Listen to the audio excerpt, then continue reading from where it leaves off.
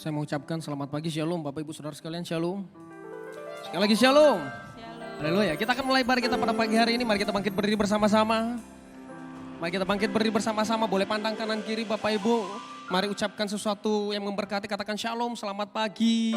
Tuhan Yesus memberkati. Pandang kanan kiri depan belakang Anda Bapak Ibu. Bisa disapa. Haleluya. Haleluya. Yang bersuka cita.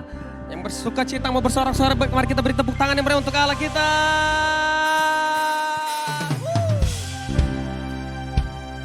Mari bertepuk tangan bersama-sama Bapak Ibu. Haleluya.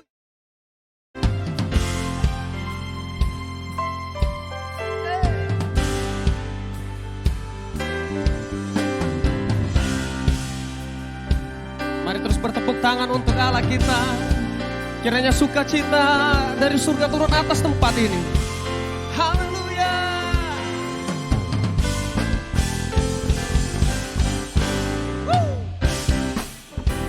Terima kasih Tuhan. Angkat.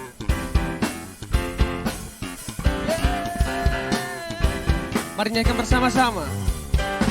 Angkatlah suaramu, puji dan serukan nama Yesus. Tanggalkan bebanmu, tak perlu kau khawatir, sebab Dia sanggup. Gerakkan kakimu, menarilah dan bertepuk tangan, bersukacitalah, tak perlu kau khawatir, sebab Dia sanggup. Sekarang Nyanyikan kebesarannya, Dia kuat dan penuh kuasa. Bersorak-sorai karena kasih-Nya telah datang melawat kita. Nyanyi bagi Dia.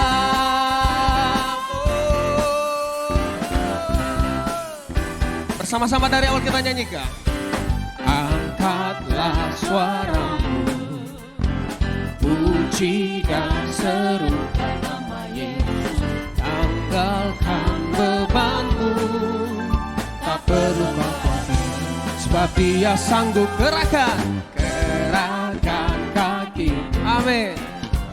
Menarilah dan bertepuk tangan, bersukacitalah, tak perlu kau khawatir, sebab Dia sanggup. Sekarang nyanyikan kebesarannya, Dia kuat dan penuh kuasa. Bersorak-sorai karena kasih-Nya telah datang. Sekarang nyanyikan kebesarannya, Dia kuat dan penuh kuasa. Bersorak-sorai karena kasih-Nya telah datang melawat kita. Nyanyi bagi Dia. Mari bertepuk tangan bersama-sama.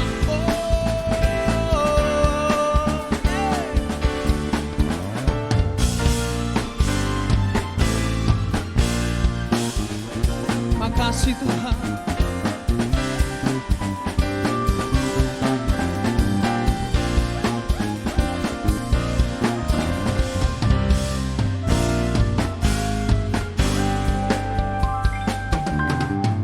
Sekarang nyanyikan kebesarannya, Dia kuat dan penuh kuasa. Bersorak-sorai karena kasih-Nya telah datang melawat kita. Sekarang nyanyikan kebesarannya, Dia kuat dan penuh kuasa. Bersorak-sorai karena kasih-Nya telah datang melawat kita. Nyanyi bagi Dia. Oh, nyanyi bagi Dia. Haleluya. Nyanyi bagi Dia. Mari sekali lagi kita beri tepuk tangan yang meriah untuk Allah kita. Lebih meriah lagi Bapak Ibu. Lebih meriah lagi. Haleluya. Haleluya. Kalau kita boleh ada di minggu kedua daripada bulan November, Artinya 1 bulan lagi kita akan mengakhiri tahun 2020. Bapak Ibu, kita boleh ada di tempat ini semuanya karena anugerah Tuhan. Yang sepakat dengan saya katakan amin. Kita boleh menghirup darah segar, kita boleh sehat, semuanya karena kasih karunia Tuhan. Maka itu mari kita memberikan penyembahan kita, doa kita kepada Tuhan pagi ini. Mari kita berdoa. Kami bersyukur Tuhan untuk anugerah, kebaikan-Mu yang berlimpah-limpah bagi setiap kami. Biarlah kiranya Tuhan boleh melawat setiap kami pagi ini. Hadirat-Mu ya Tuhan. Terima kasih. Terima kasih.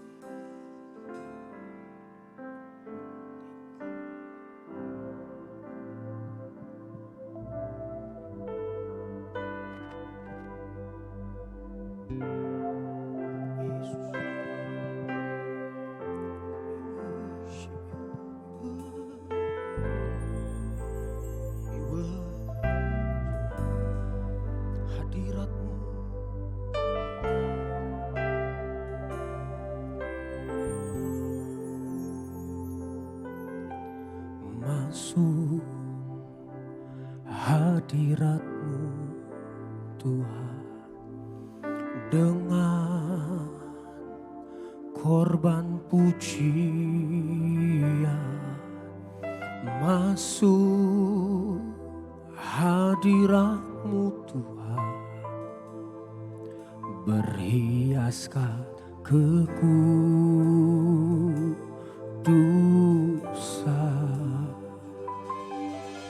Di hadapan hadirat-Mu Tuhan, ku rasakan kedamaian. Di hadapan hadirat-Mu Tuhan, ku nampak keagungan.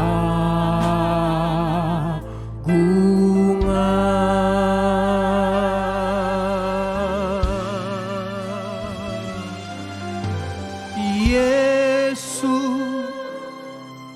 ku sembahkan, sujud di hadapan-Mu. Keinginan dalam hidupku hanya untuk menyembah-Mu. Silakan duduk Bapak Ibu Saudara sekalian dalam hadirat Tuhan.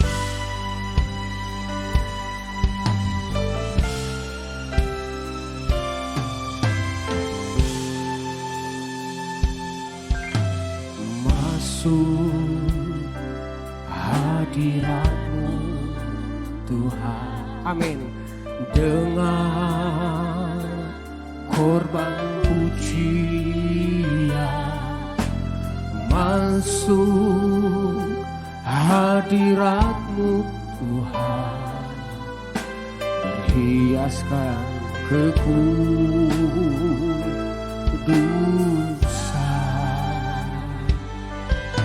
Di hadapan hadirat-Mu Tuhan, ku rasakan kedamaian. Di hadapan hadirat-Mu Tuhan, ku nampak keagungan.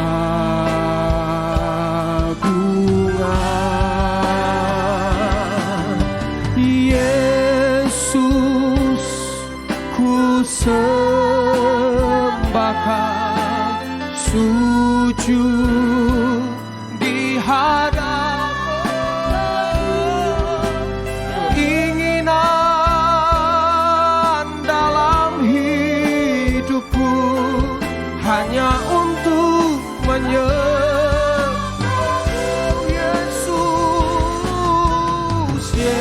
Yesus, ku sembahkan,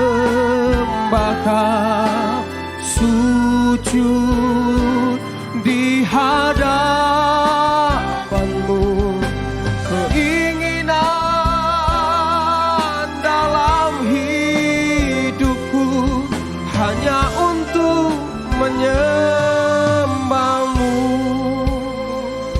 Kami yakin dan percaya hadirat-Mu ada di tempat ini ya Tuhan. Terima kasih. Terima kasih. Masuk hadirat-Mu Tuhan dengan korban pujian. Masuk hadirat-Mu Tuhan, berhit kekudusan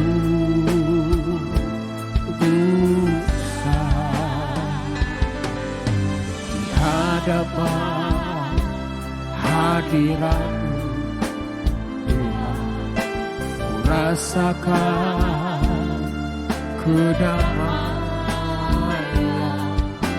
di hadapan hadirat-Mu Tuhan, ku nampak keagungan.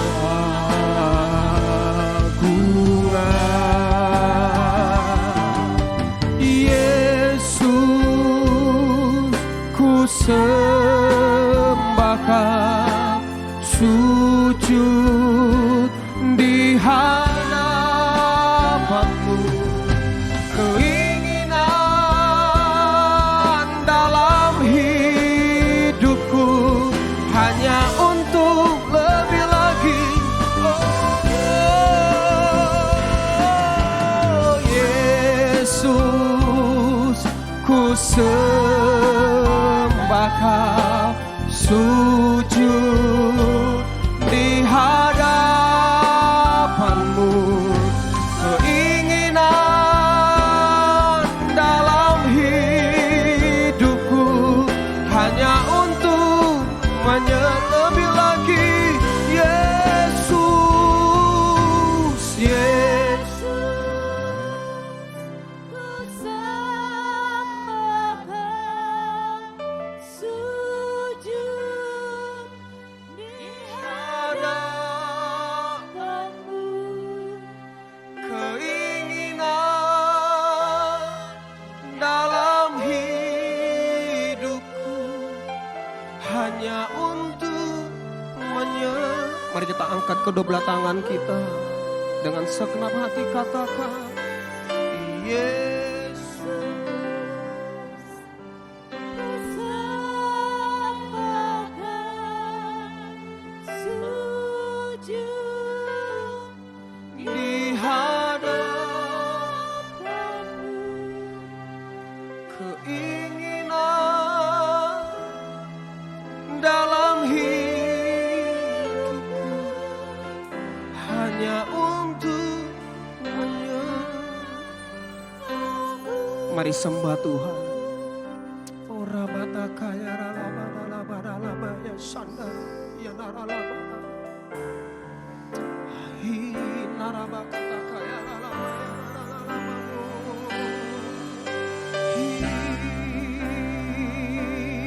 Hi naralaba ya shande. Terima kasih Tuhan.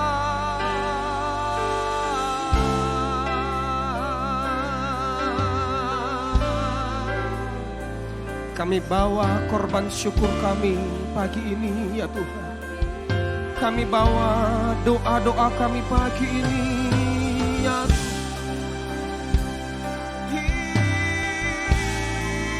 Hinaralabaya Shande.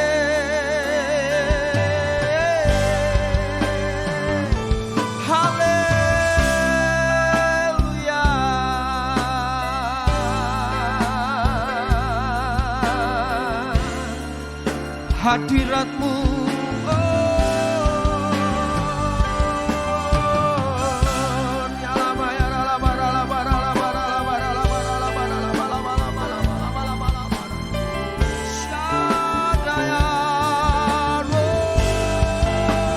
kami menyembah-Mu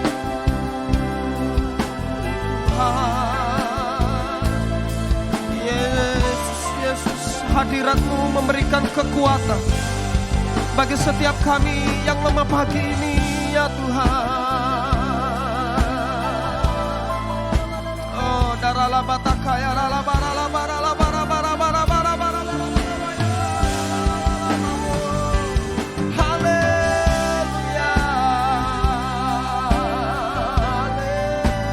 haleluya. Hadiratmu,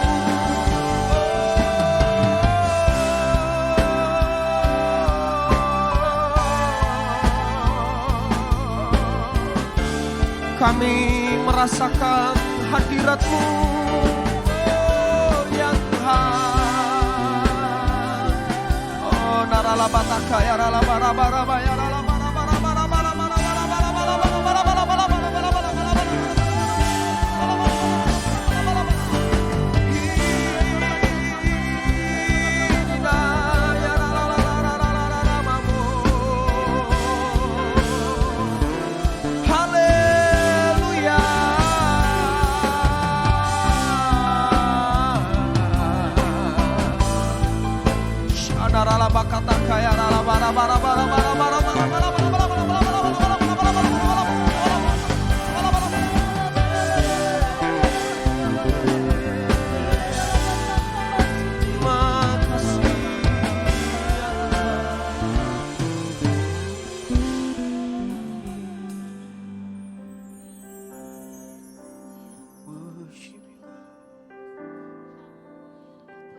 Mari kita angkat kedua belah tangan kita tinggi-tinggi di hadapan Tuhan Bapa.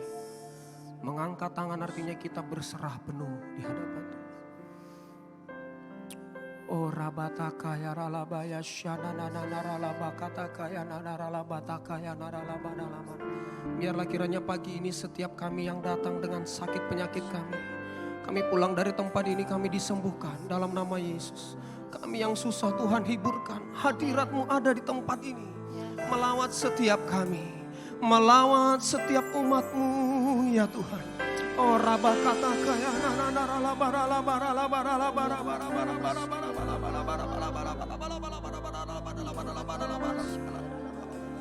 damai dan sejahtera-Mu turun atas setiap kami ya Tuhan.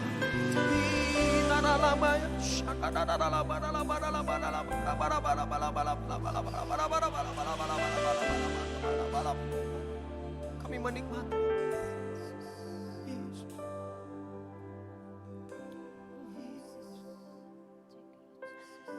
Makasih hadir.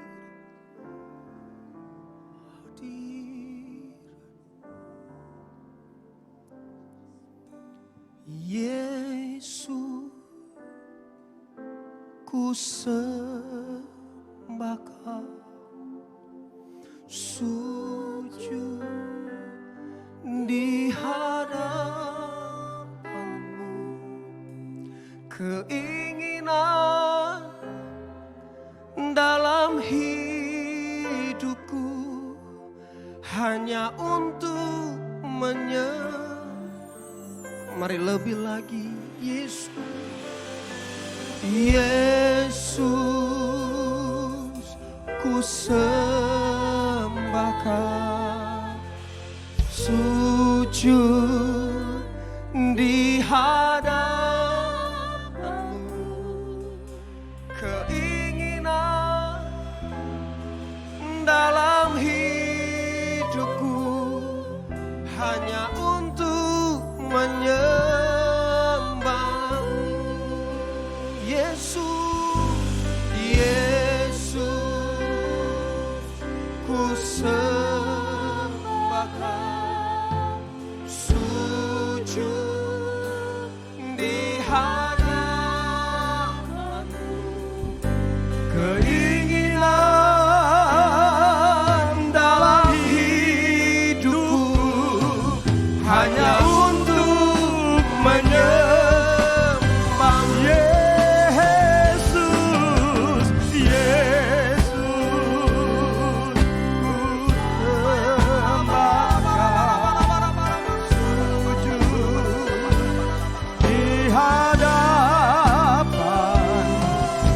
Keinginan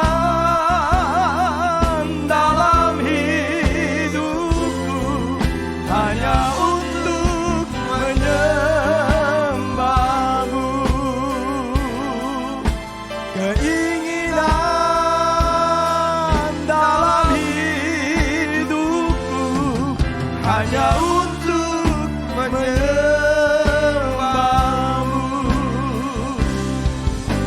Keinginan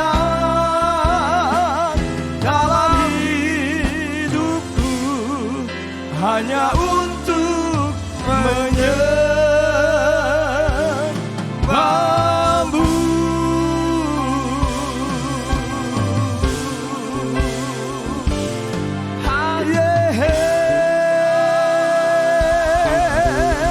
Hallelujah.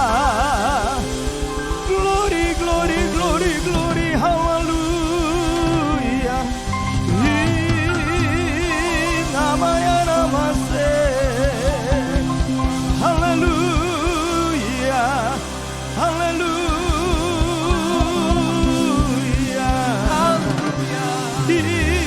Namanya namasi. Sinara namanya namo. Siara namase. Hallelujah.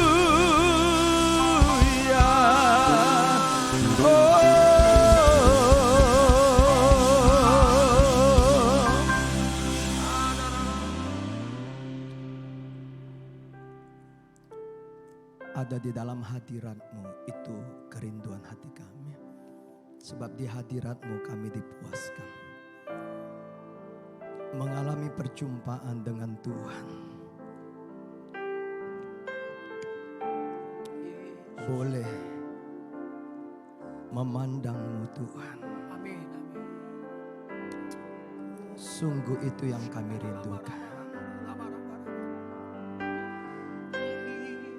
Engkau mengenal kami lebih daripada siapapun. Engkau tahu apa yang sedang kami alami. Mari Bapa, bawa kami masuk di dalam seluruh kepenuhan-Mu. Sehingga kami boleh hidup dari satu kasih karunia kepada kasih karunia.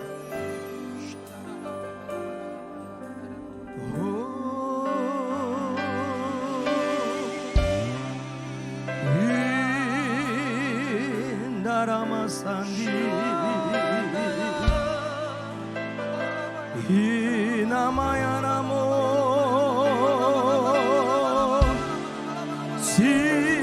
Sinamaya namase.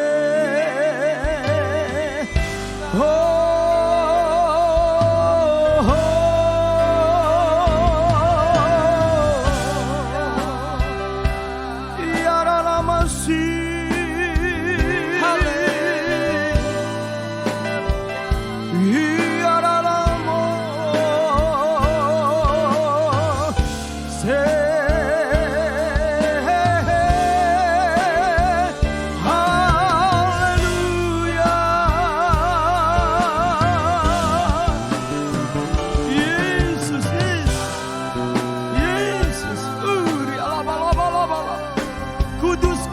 Kuduslah Engkau ya Tuhan. Kekudusan-Mu memenuhi tempat ini. Kekudusan-Mu memenuhi setiap kami. Amin.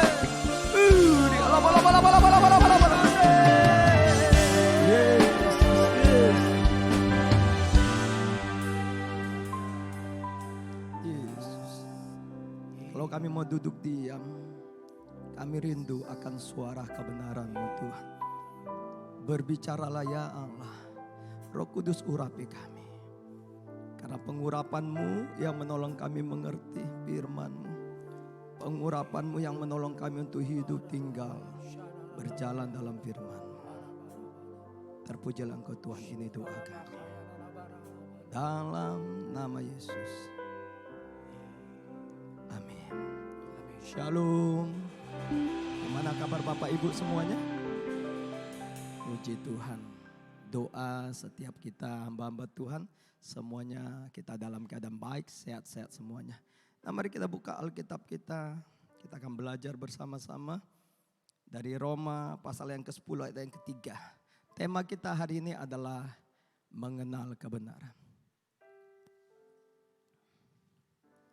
Roma 10 ayat yang ke-3. Baik, Bapak Ibu kita akan baca bersama-sama, ada di layar. 1, 2, 3 ya. Sebab oleh karena mereka tidak mengenal kebenaran Allah. Dan oleh karena mereka berusaha untuk mendirikan kebenaran mereka sendiri. Maka mereka tidak takluk kepada kebenaran Allah. Nah, tema yang Tuhan beri bagi gereja kita di tahun 5781 ini yaitu tahun P Alep adalah tahun kebenaran. Sebab itu sepanjang 1 tahun ini kita akan belajar apa yang Tuhan inginkan kita mengerti tentang kebenaran. Nah, Bapak Ibu yang dikasih oleh Tuhan Yesus, dari ayat pembacaan kita ini maka kita belajar 3 hal. Kalau kita memperhatikan Roma 10 ayat yang ketiga, ini adalah tulisan daripada Paulus kepada jemaat di Roma. Sesuatu yang menarik adalah Paulus menuliskan surat kepada jemaat di Roma ini yang sama sekali, Paulus tidak kenal jemaat ini. Jemaat di sana ada orang-orang yang Yahudi, ada orang-orang non-Yahudi. Jadi bisa kita ambil satu kesimpulan, karena Paulus tidak mengenal jemaat yang ada di Roma, maka tulisannya itu pasti objektif. Tulisannya itu pasti benar-benar sesuai dengan apa yang Tuhan katakan, tidak melihat orang-orang di sana. Artinya tidak secara subjektif. Nah, ada 3 hal di ayat ini. Yang pertama dikatakan mereka orang-orang yang ada di Roma atau orang-orang Yahudi yang ada itu tidak mengenal kebenaran Allah. Yang kedua, ketika mereka tidak mengenal kebenaran Allah, maka apa yang terjadi? Di kalimat berikutnya, mereka berusaha mendirikan kebenarannya sendiri. Dan yang ketiga, akibat mereka mendirikan kebenarannya sendiri, maka mereka dikatakan di kalimat yang terakhir, mereka tidak takluk kepada kebenaran Allah. Nah, Bapak Ibu yang dikasih oleh Tuhan Yesus, di tengah-tengah keadaan akhir-akhir zaman ini, di tengah-tengah orang mulai hidup di zaman modern ini, maka orang sulit sekali untuk bisa membedakan mana yang benar, mana yang salah. Jujur kalau kita mau akui, di Indonesia atau di lingkup masyarakat kita ini, bahwa sering sekali kebenaran itu diakui kebenaran karena suara banyak. Nah, salah satu adalah ketika DPR mengesahkan yang namanya Omnibus Law. Ya, kita tahu itu, dan Presiden kita tepatnya minggu yang lalu ini sudah tanda tangan itu menjadi undang-undang. Nah, ada banyak yang protes, ada banyak yang demon. Hampir di semua kota-kota, bukannya provinsi seperti daerah ini, seperti daerah kami, maka itu di tingkat yang kedua pun, kabupaten, maka orang mulai demon.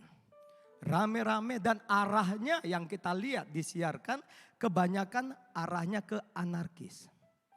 Nah, ketika polisi bertindak untuk mengamankan semuanya demo ini, maka kita mendengar berita ada banyak yang ditangkap.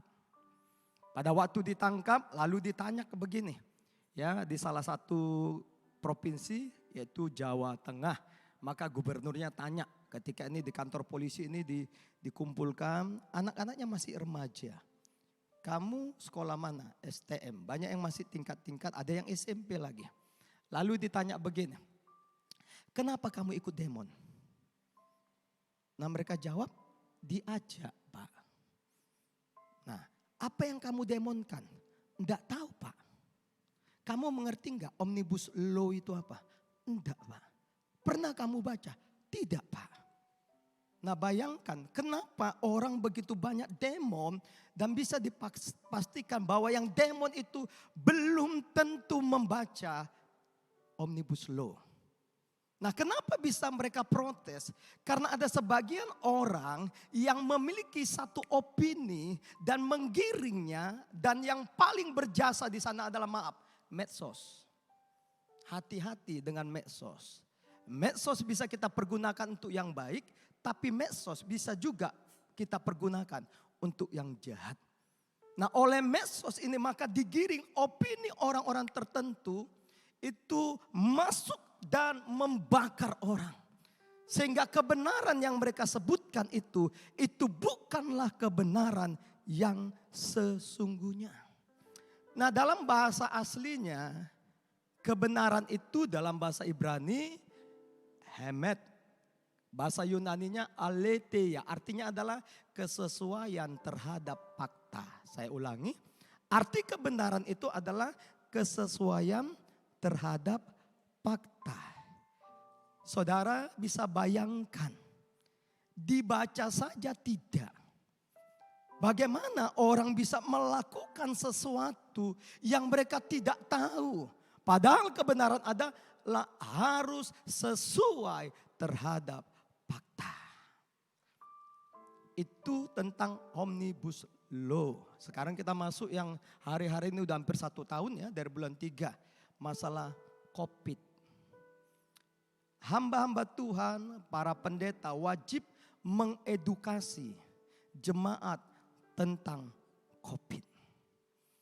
Nah, Bapak Ibu yang dikasih oleh Tuhan Yesus, anehnya di gereja kadang-kadang orang yang kena COVID langsung dibayangkan atau dipikirkan itu orang kena kusta, dijauhi. Dengar baik Pak Bu, tidak perlu dijauhi orang kena COVID. Selama kita melakukan 3M, memakai masker, seperti Bapak Ibu hari ini.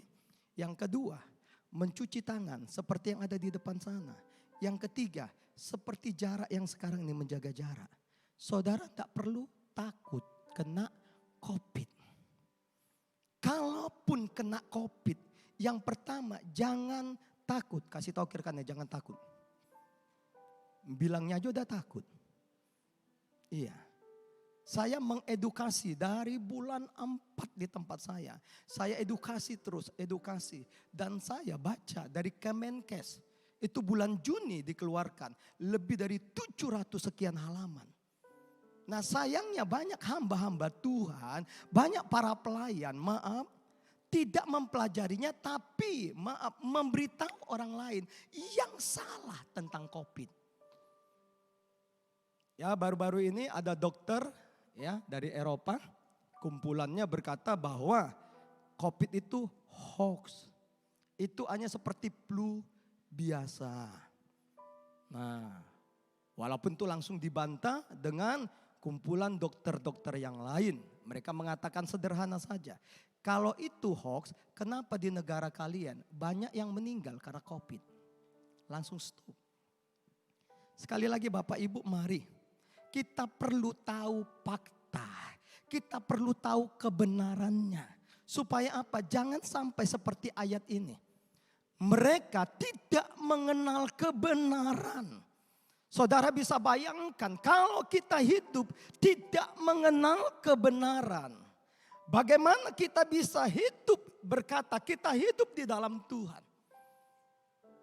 Bagaimana kita bisa menjalani satu kehidupan yang bisa dipastikan itu adalah apa yang Tuhan mau. Sementara kita tidak tahu kebenaran.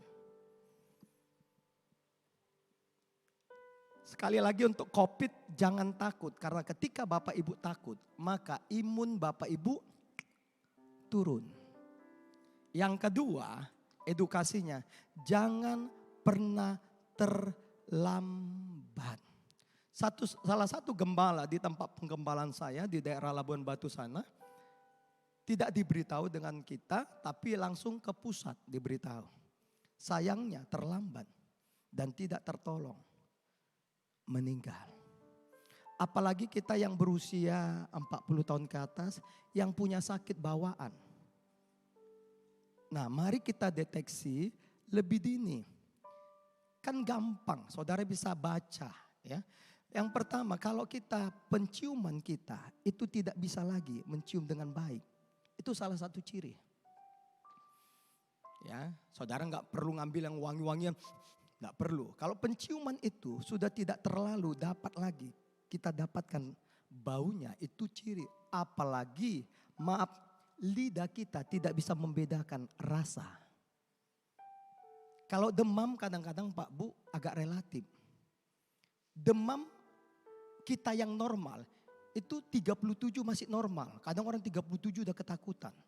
Yang tidak normal 37,5 ke atas. Dan maaf, biasanya gejalanya kita pun itu mengalami yang tidak baik untuk ke belakang. Nah, kalau sudah begitu, jangan sekali lagi, saya percaya ada kuasa doa.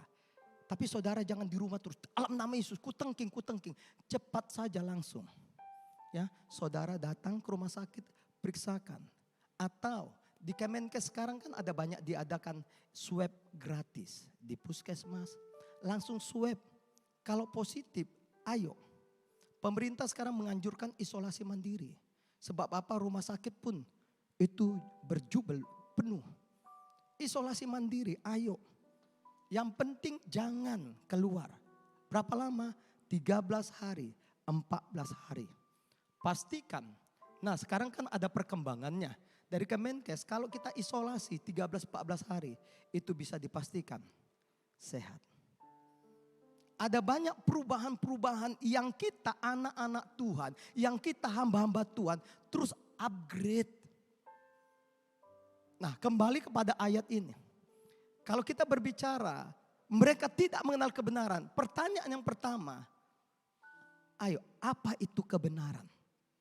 Ada satu buku yang bagus, saya tidak baca bukunya, saya baca artikelnya. Dari seorang hamba Tuhan, Douglas Greatdes. Ya, dikatakan dalam bukunya, artikelnya, pudarnya kebenaran. Nah, di satu sisi kita ingin mengejar kebenaran, kemanapun kebenaran membawa kita. Saya ulangi, ini satu buku, tapi saya tidak baca bukunya, artikelnya. Ya, dari Douglas Greatdes, pudarnya kebenaran. Di dalam tulisannya dikatakan begini. Di satu sisi kita ingin mengejar kebenaran, kemanapun kebenaran membawa kita. Semuanya kita mau, kita kejar. Tapi di sisi yang lain, nah, kita melawan ketika kebenaran itu membawa kita dalam keadaan yang tidak kita ingin. Contoh. Berapa banyak di antara Bapak Ibu yang pernah menyaksikan di jalan, ada kecelakaan lalu lintas? Bisa angkat tangan? Misalnya sepeda motor dengan sepeda motor, mobil dengan sepeda motor, bisa angkat tangan yang pernah menyaksikan langsung. Lambaikan tangannya. Oke. Pertanyaannya, kalau saudara menyaksikan langsung, lalu ketika itu diberitahu kepada polisi, polisi turun dan pasti polisi akan cari siapa yang bisa menyaksikan dari awal atau yang melihat kejadian cari saksi. Oke, saudara masih tanya. Ketika dibilang, adik dari tadi sini, iya. Adik bisa jadi saksi, percayalah. Langsung, enggak, aku mau pulang. Kenapa? Sekali lagi, kebenaran ada harga yang harus dibayar. Kita berpikir kalau aku jadi saksi repot. Kalau aku jadi saksi nanti dibawa. Kalau aku jadi saksi iya kalau senang yang nabrak. Sekali lagi kita ingin supaya kebenaran itu membawa kita kemanapun. Tapi di sisi lain ketika kebenaran itu membawa kita ke satu keadaan yang tidak kita inginkan. Kita lawan. Itu normal Pak Bu. Ya. Normal natural katanya. Tetapi menurut firman Tuhan itu tidak benar. Ya, kita sudah dicekoki, mindset kita langsung berkata begini. Jadi saksi untuk satu kejadian itu menyusahkan. Nah, mari kita lihat apa itu kebenaran ya. Nah, kita buka Yohanes pasal yang ke-14 ayat yang ke-6. Kita masuk dalam firman Tuhan. Tadi baru introduction-nya. Yohanes 14 ayat yang ke-6 dikatakan begini. Ini tema Natal kita 2020. Kata Yesus kepadanya, akulah jalan dan kebenaran dan hidup. Tidak ada seorang pun yang datang kepada Bapa kalau tidak melalui aku. Kalau kita bicara mengenal kebenaran, maka kita tahu apa itu kebenaran. Kebenaran yang pertama itu bicara Allah itu sendiri. Ayat ini berkata, akulah kata Tuhan, jalan, kebenaran dan hidup. Standar kebenaran yang kita miliki di dalam Alkitab jelas dikatakan adalah Tuhan itu sendiri. Ketika saya masih kuliah di pertanian, maka saya punya teman-teman anak-anak Tuhan. Nah, satu kali saya terjebak di dalam satu keadaan. Sebab apa? Teman satu angkatannya ada 2 orang. Yang satu meminjam, uang dari teman saya yang satu. Karena yang satu ini orang berada. Jadi oleh karena belas kasihan, maka diberikanlah. Sayangnya saya ada di situ. Kenapa? Karena yang memberikan ini tanya, Mot gimana? Saya kasih enggak pinjamannya? Dengan begitu tegasnya saya bilang, kasihlah, saya yakin ini orangnya baik. Saya yakin ini pastilah mengembalikan. Saya yakin bla bla bla bla bla. Saudara tahu? Itu orang yang meminjam tidak mengembalikannya. Saudara yang meminjamkan datangi saya. Gimana Mot? Kan kamu yang jaminnya. Lalu saya membaca di dalam kitab Amsal. Jangan menjadi penjamin bagi orang lain. Sering gak kita begitu Bapak Ibu? Kita mau mempertegas, ini bagus orang, aku udah kenal lama ini. Ini bagus nih orangnya, enggak mungkin. Kita banyak enggak mungkinnya. Kita seolah-olah bela dia. Ternyata dia enggak bayar, kita yang nanggung resikonya. Yohanes 17 ayat yang ke-17 dikatakan khususnya firman-Mu itu adalah kebenaran. Bagaimana kita bisa mengenal kebenaran kalau kita tidak pernah membaca Alkitab? Kebenaran yang sering kita temukan itu adalah sekali lagi opini. Saya tidak percaya. Bahkan hamba Tuhan sekalipun mengeluarkan satu statement, mengeluarkan satu pernyataan, ini adalah kebenaran. Sementara dia tidak hidup di dalam kebenaran itu. Saya tidak percaya Pak Bu. Jangan karena labelnya seperti kami ini, pendeta. Apalagi kami S2 teologi. Maaf, kalau orang itu tidak hidup di dalam kebenaran dan orang itu tidak baca Alkitab, saya tidak percaya itu kebenaran. Karena kita merasa kita sudah paham, kita merasa sudah di dalam bidangnya, maka kita mengeluarkan statement. Sebab itu kalau kita mau hidup dalam kebenaran, kita hidup di dalam Tuhan, hidup dalam firman Tuhan. Ada kasus yang hadapi di Rantau Prapat, tempat saya menggembalakan. Ada keluarga yang memang ini mengalami pasang surut suami istri dalam hubungan pernikahan. Nah, makin lama karena mereka ini terus salah satu tetap masing-masing ngotot mempertahankan apa yang dia rasa benar. Ya. Lalu pada satu titik mereka ini dalam keadaan yang hampir pasrah, memutuskan kita pisah. Sayangnya mereka tanya seorang hamba Tuhan. Sekali lagi Bapak Ibu, mereka tanya seorang hamba Tuhan. Nah waktu mereka ditanya sama hamba Tuhan, maka hamba Tuhan bilang begini, kalau kalian tidak cocok lagi, kalau kalian sampai seperti ini, kalau kalian begini, sudah cerai saja. Hamba Tuhan. Lalu dia mengutip ayat-ayat Matius 19. Ya, mulai. Udah cerai saja. Saudara dengar, apakah itu nasihat yang keluar dari kebenaran? Tidak ada perkataan cerai di Alkitab disetujui Pak Bu. Maleakhi pasal yang kedua jelas dikatakan Allah membenci perceraian. Nah kalau Allah membenci perceraian, ada orang yang melakukan perceraian. Kalau kita gabung dua kalimat ini berarti Allah membenci orang itu. Saya ulangi. Allah benci perceraian. Lalu ada orang ini setuju perceraian. Maka kalau kita gabung dua ini substitusinya kita ambil seperti ini. Allah benci orang itu. Bayangkan kalau saudara hidup dibenci Tuhan. Jangankan dibenci Tuhan. Berapa banyak sini yang belum nikah? Anak-anak muda lambaikan tangannya. Tinggi-tinggi enggak saya jodohkan hari ini. Ya, oke, tinggi-tinggi.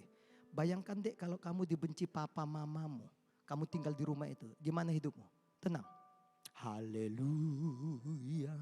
Haleluya. Kamu dibenci orang tua bisa aman-aman. Bisakah seorang hamba Tuhan menyetujui cerai? Tapi sekali lagi labelnya tetap pendeta. Di mana kebenaran itu? Kebenaran itu hanya ada di dalam Tuhan. Kebenaran itu hanya ada dalam firman Tuhan. Ya maaf hamba-hamba Tuhan Pak Pendeta. Kalau kita jujur kita bertanya berapa kali kita menyelesaikan Alkitab pembacaannya. Selesai enggak kita baca. Sehingga kalau kita membaca Alkitab minimal Bapak Ibu Roh Kudus ingatkan kita. Saat kita memberi nasihat, saat kita mengalami satu keadaan. Nah salah satu tentang COVID. Di tempat saya menggembalakan, kita menyuarakan, ayo Mazmur 91 perkatakan. Aman dalam lindungan Tuhan. Kena COVID Pak Bu. Waktu kena COVID ini mulai protes sama Tuhan. Mananya Tuhan ini? Kita udah suarakan bahwa Tuhan itu menjauhkan kita dari penyakit sampar. Kita aman dalam lindungan Tuhan. Mulai disebutkan ayat-ayatnya. Mana Tuhan itu? Dia lupa. Yohanes 11 ayat yang keempat. Penyakit itu tidak membawa kepada kematian. Nah kalau penyakit itu tidak membawa kepada kematian, pertanyaannya kenapa Allah izinkan kita, maaf sebagian orang mengalami COVID. Untuk memberitahu orang lain bahwa Tuhan sanggup menyembuhkan kita. Katakan amin. Kadang-kadang orang kalau sudah kena COVID, aduh, matilah aku. Lagunya udah berubah. Oh Jerusalem, kota mulia, hatiku rindu kesana. Siapa yang rindu mau pulang ke rumah Bapak? Jangan sekarang Bu. Lagi ibadah ini lagi. Ya. Semuanya kita rindu pulang ke rumah Bapak. Tapi ada waktunya. Tidak ada yang kalau kamu ya kamu pergian, kamu jalan atau kamu kerja satu tempat, rindu nggak pulang ke rumah orang tua? Kalau nggak rindu ada apa-apanya itu. Ada utang yang belum kamu bayar. Rindulah. Ya kita kan tempat tinggal kita di mana? Sama Bapak di mana? Lubuk Pakam. Di surga. Ya kalau dipanggil Tuhan ke surga senang nggak? Ragu-ragu. Masa saudara nggak senang dipanggil ke rumah Bapak? Ke surga. Senang nggak? Kasih tahu kiri kanannya. Jangan sekarang. Ya. Ya, tidak sekarang, tapi kan kita ini kalau dipanggil siap begitu. Yang penting kita hidup tetap dalam Tuhan. Yang kedua, untuk kita bisa, yang Roma 10 ayat 3 tadi, tidak terjebak ke dalam keadaan itu. Nah, apa kepentingannya, apa gunanya kalau kita hidup di dalam kebenaran? Nah, kalau tema kita di tahun ini adalah tahun kebenaran. Nah, ketika kita belajar tentang kebenaran, apa manfaatnya, apa gunanya bagi kita? Mari kita lihat Yesaya 32 ayat yang ke-17. Yuk kita baca ayat ini bersama-sama. Yesaya 32 ayat 17. 1, 2, 3 ya. Di mana ada, di situ akan tumbuh damai sejahtera. Dan akibat kebenaran ialah ketenangan dan ketentraman untuk, jangan dihapus. Saudara ini saya suka, setiap kali saya baca ayat ini senang saya. Kenapa? Di mana ada kebenaran, di situ akan tumbuh damai sejahteranya. Nah damai sejahteranya ini. Damai sejahtera tidak bisa dibeli Pak Bu. Damai sejahtera tidak bisa kita ciptakan. Ya. Kalau saya minimal, saya bisa lihat dari orang, dari cara duduk saudara pun maaf, saya bisa tahu orang itu damai sejahtera enggak. Ada orang yang duduk gelisahnya bukan tanggung. Ada orang yang dengar khotbah, lihat kiri kanan terus. Gak pernah lihat ke atas, lihat kiri kanan terus. Kenapa? Maaf, gelisah. Kalau saudara gelisah itu artinya saudara tidak memiliki damai sejahtera. Orang yang dipenuhi damai sejahtera, tenang. Tenang. Walaupun ada badai, tenang. Ini tidak, nggak ada badai, nggak ada angin, dia gelisah sendiri. Kenapa? Sekali lagi, kalau ada damai sejahtera, itu ada kebenaran, hidup dalam kebenaran, ada damai sejahtera. Dan damai sejahtera bisa kita pancarkan lewat wajah kita. Tenang, peace, peace, peace. Pemimpin kita di Indonesia ada dulu, selalu kemana-mana, peace, peace, peace. Tenang. Dan akibat kebenaran, tenang, tentram, gak gelisah. Satu kali ada seorang ibu datangi saya, bukan di Ranto di Medan ini, ketika saya khotbah salah satu di pusat. Siap selesai ibadah, dia datangi seperti ini. Pak pendeta boleh ngomong? Boleh. Lalu dia bilang, saya punya anak 2. Ya ibu ini seorang yang bisnismen. Satu anak saya kelas 4 SD, itu perempuan. Satu lagi anak saya laki-laki kelas 1 SD. Ya sebagai orang yang mendengar, saya terus mendengar. Ya Bu, jadi gimana? Gini Pak, setiap kali saya melihat anak saya yang ini, yang kelas 4 SD ini perempuan. Saya selalu khawatir, kenapa khawatir? Yang timbul dalam pertanyaan saya, macam mana ini nanti besar? Kawin sama siapa dia? Tinggal sama siapa dia? Punya anak atau tidak? Loh, Bu, masih kelas berapa Bu? 4 SD. Berapa umurnya? 9 tahun lebih. Bu, panjang masih Bu, panjang. Mau nikah ibu pikirkan panjang ke depan Bu. Masih lama anak ibu ini nikah. Iya Pak, seharusnya saya pikirkan sekarang, dengar. Loh kenapa diambil beban yang seharusnya tidak beban? Ketika kita khawatir maka Filipi berkata pasal yang keempat. Serahkan segala kekhawatiranmu kepada Allah. Maka damai sejahtera Allah yang melampaui akal pikiran kita memenuhi hidup kita. Jadi lawan daripada damai sejahtera itu khawatir. Apa-apa khawatir. Kalau aku nanti keluar malam, ini ada dia perlu sesuatu, dia harus beli. Keluar malam nanti, kalau ada perampok, dirampoknya aku. Ya kalau dirampok, kalau dipotongnya kepalaku, ya kalau diporong. Kalau sikit-sikit dipotong, panjang sekali ngomongnya. Terlalu khawatir. Kenapa? Karena tidak hidup dalam kebenaran. Karena firman Allah dia tidak pegang. Kalau firman Allah kita pegang, Allahku itu akan melindungiku. Allahku akan menjagaku. Allahku itu akan meluputkan aku. Maka saudara, maaf, jalan malam pun, ya janganlah mencobai Tuhan. Jam 1 sendiri yang anak gadis keluar. Coba itu. Ya salah, maksudnya juga kalau saudara bersama dengan Tuhan. Percayalah, aman. Amin. Kalau ibu-ibu bersama suaminya, belum tentu aman. Amin. Ibu itu bilang, kenapa? Karena terus diminta suamiku uangku. Ya saya tutup ya. Yuk kita lihat yang berikutnya. Ya, Yohanes 9 ayat 32. Saya tutup di ayat ini. Yohanes 9 ayat yang ke-32. Yuk kita baca sama-sama. 1. Sebentar saya lihat. Itu ayatnya. Maaf Yohanes 8 ayat 32. Yuk kita bacanya ayat terakhir. Ini kita sering mendengarkan ini. Di tema kita di tahun ini. 1, 2, 3 ya.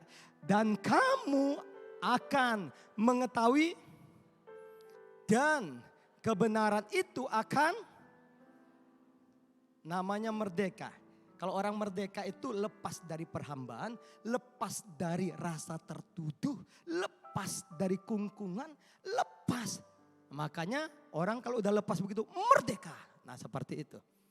Nah dikatakan dan kamu kita saudara saya yang anak-anak Tuhan.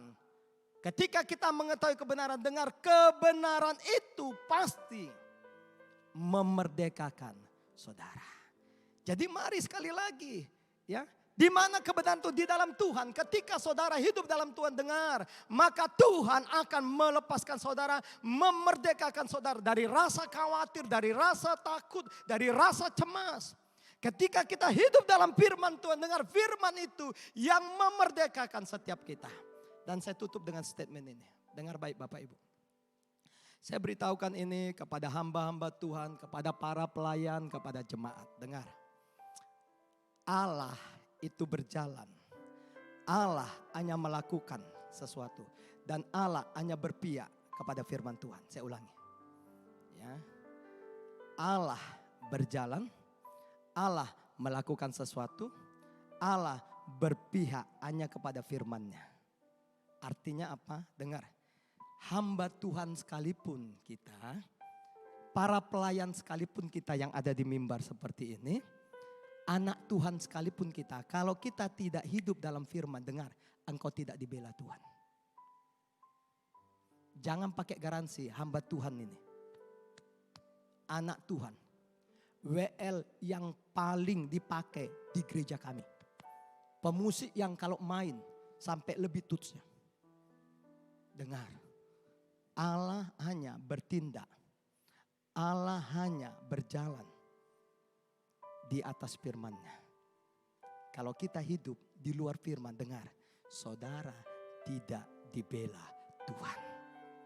Tapi kalau kita hidup dalam firman-Nya, karena Tuhan bela firman-Nya, kita pun ikut dibela Tuhan.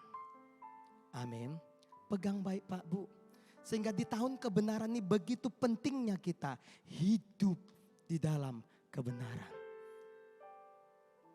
Jangan berlalu tahun ini, tahun kebenaran. Sementara kita tidak menghidupi kebenaran.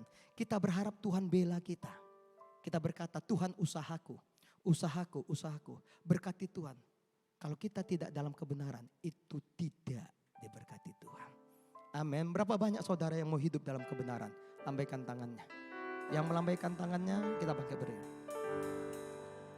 Ku nyanyi.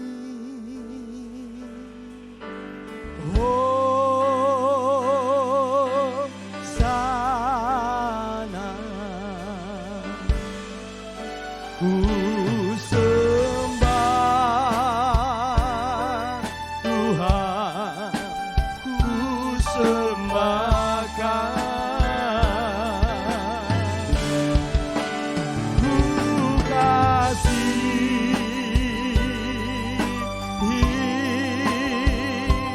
Kau Yesus, amin. Ku sembah Kau Tuhan, ku sembah. Mari angkat tanganmu, katakan ku nyanyi hosana. Ku nyanyi hosana.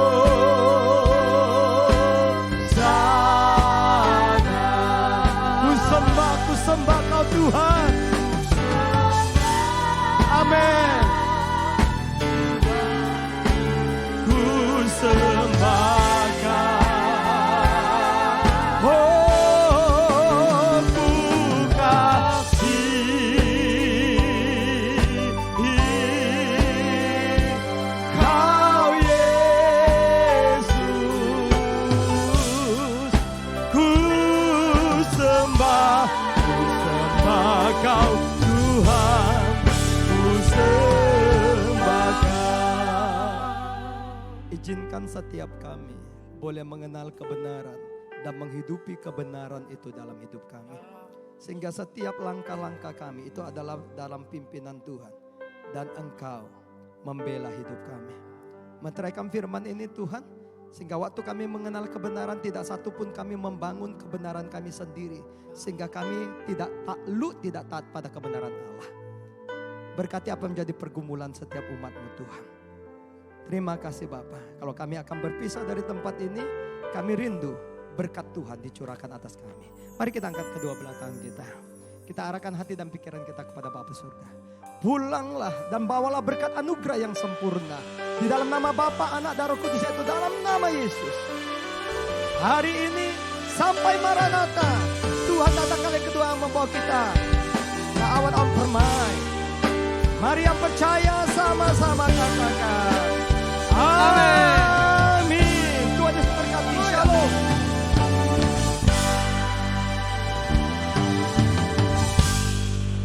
Shalom. Salam Bapak Ibu. Untuk minggu depan kita tetap ibadah